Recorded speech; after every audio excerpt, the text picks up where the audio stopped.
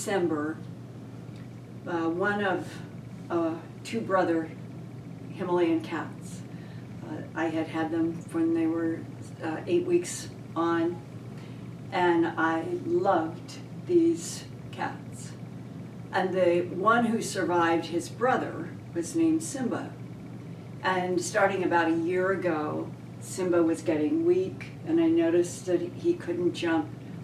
And I went into one of those philosophical, do I take him to the vet, and the vet will say, put needles in him or surgery, and this could be his last year, and I had to make up an ethical decision.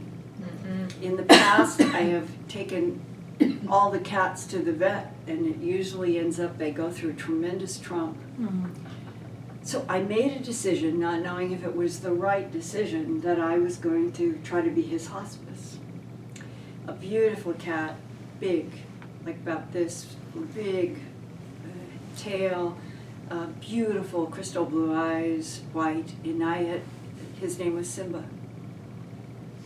And leading up to December, for about 2 or 3 months, I was carrying him almost everywhere. He couldn't stand very well, and I knew he was uncomfortable, and I kept going through these debates, and I would look in his eyes and say, I don't know if I'm doing the right thing, and I had this kind of dialogue with the cat. And in December, I knew it was not long. But I didn't know what was going to happen. And I had gone upstairs and left him down in a place where he was comfortable, really to keep him comfortable. If I take him upstairs and on my bed, and if he had to go to the litter box, I was thinking about, I'll leave him downstairs.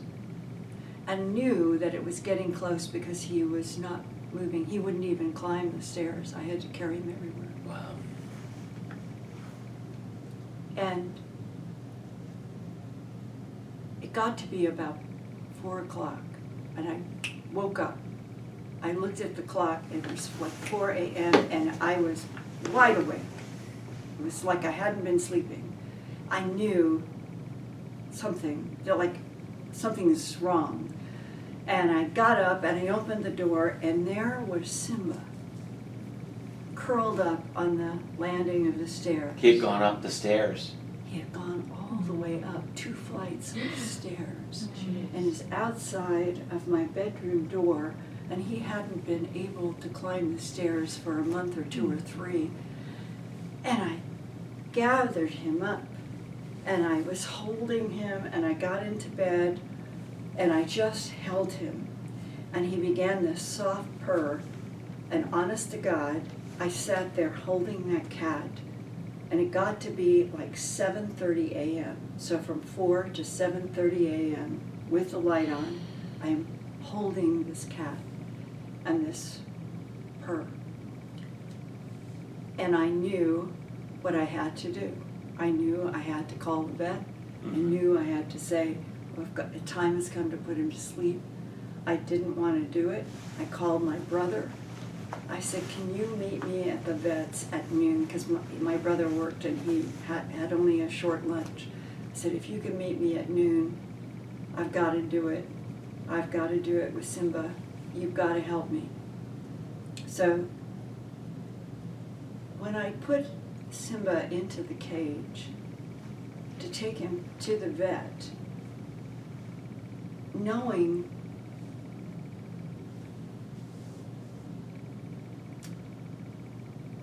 on the outside I'm making a decision to take his life in order to take him out of his agony. And I still don't know if that's right. And at the vet, my brother came, and we were in this room together, and I'm still holding Simba, and I said to my brother, I said, I just can't watch the life go out of his eyes. I just can't. And my brother took him, and it couldn't have been 5 minutes, maybe not even that. And my brother came back. It's the cat that I just left. And my brother put Simba in my hands, and now I'm looking at eyes that look now like crystals. And I said, where did you go? How does this happen? You're alive, and then something goes. And I was really in this kind of agony. I was crying, and So I was sad, asking Linda. these questions, but what I'm coming to is not sad. Heartbreaking. So we took him home, and his brother was buried on a hill, and I have this property that has a hill that goes down. So Simba died without being... We put him to sleep, Oh, and when my it was brother done. put him back, it was my astonishment, childlike. See. He was alive, and his eyes are alive. Yeah. And then, God. and you don't have to have anybody tell you. And it's like, what is that? Where does that go? And that's what I am saying, crying. Where did you go? This is very important. So we buried him in a coffin that my brother had made right next to Simba's brother. Their coffins touched in this hill. And I was vomit sobbing. I just could not stop. I was at some profound agony. I'm stressing this because of what happens next. I was just vomit sobbing. And that night, I went to bed. I felt ill. I just felt sick. And goes into the next day, and all of these questions about life and death. And where did the life in Simba's eyes go in that 2 or 3 minutes? So now it's the second night. I probably went to bed at around midnight. I know I went to sleep. I have to demonstrate this for you. I woke up again, like I had that other night, where there's no grogginess, just total, vivid. And for those of you, some of you will recognize this. If you can imagine that you've gone to sleep like this, but when your eyes open, I was in the classic lion pose of yoga. Wow. I took yoga for a very long time, a decade. I opened my eyes from sleep, and I am this, and in front of me, right here, I mean, like, is an oval about this big, not more than, it seemed like 2 feet from my face in this lion's pose. It had blue and yellow dominant colors with a little bit of white, and it was not like flame. This is the important part of what I'm going to say. This was like electricity, if you think of electricity that you have seen, but it was even. It wasn't like branches. It wasn't like something Tesla would do. It was very even, but it had that same electrical quality. And it went around this oval, and there is Simba, alive, looking right at me, and I could see a dimension, and it was like a tunnel that was going off in a spiral behind him. This is the God's truth.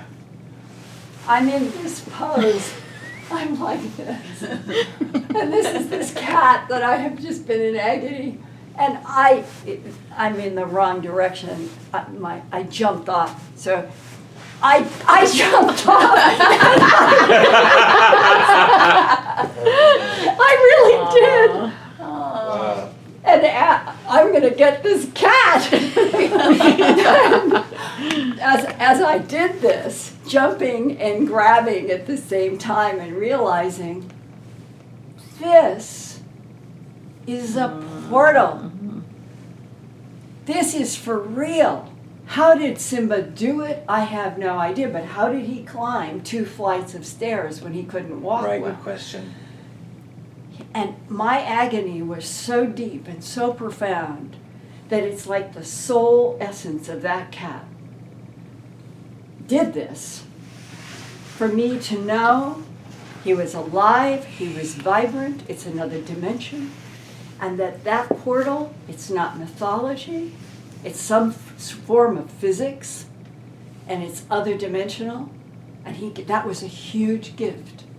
Yeah, And yeah. of course, as I did this, the whole thing, it was like 5, 4, maybe a little faster, maybe 3 or 4. Just, I took my hands, I went like this on the wall, on the bed frame. It was right there. So I'm hitting matter. Amazing, Linda, yeah. I swear, you guys, this is what we are all trying to understand. These are real connections to other dimensions. ETs use them, the government, I believe. I recall in glimpses, I don't know if it was volume 1 or 2, there's a arresting image and a description in that book of beings coming through just like that, through a wall in a bedroom. Linda Porter's bedroom. Exactly. And yes, and she Right. called them shadow people. Yeah, yeah. And it made a oval opening in the wall. and it had this energy coming out around Yep. it, and they're stepping out into her bedroom. My cat did it. And I'm telling you, because I really, really, really, it's been one of the most astounding revelations, because when you see it, it's like looking at like you, the lamb. It's So real. it's It real. was totally clear. To me, jumping to get my That's amazing. cat. It really happened. And why would I wake up in total consciousness in the lion pose from yoga? Oh, that's a good question, interesting. too. Yeah. Well, you weren't. You woke up not in that pose. No, she woke up in I woke that up pose. in that pose. That's I said, I went to sleep. I always sleep like this. Oh, and you actually, When my Woke up when eyes you were opened, when my eyes opened, I was in this yoga. It's called the lion pose, Yeah. and you're supposed to have your whole head up, and I did. And as I realized, my hands are into the mattress, my legs are stiff behind me.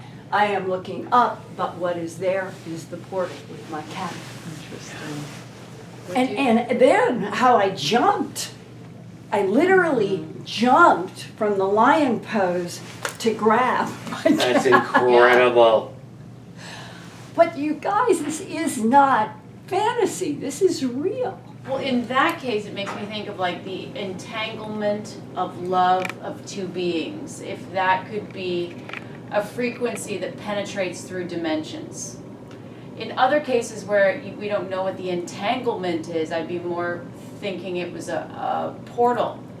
But in that case, I'm thinking could it be the they did a Fringe episode about this, actually. Do you recall? It was love. These two dimensions were seeing each other, but it was through this really strong love bond. And I remember thinking at the time, like, I believe that could be real.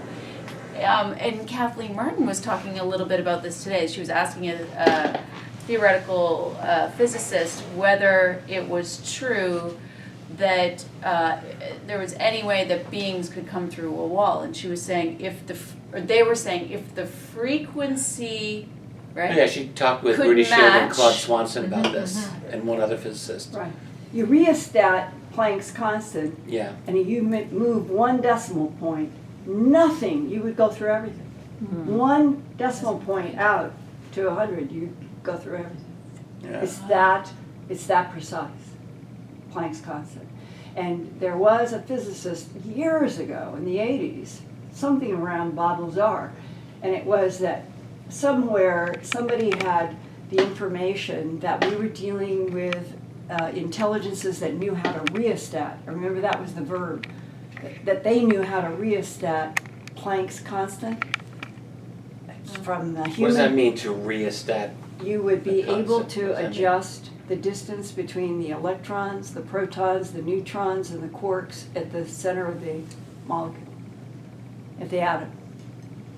Almost Okay. like And that's reestablish. incomprehensible and, to us. so to reestablish those Like a distances, You could just- that would allow you to slide through, as it were. Yeah, anything. When I they see. say the ceiling opens up or the wall opens up, that's what's happening. I had a very similar experience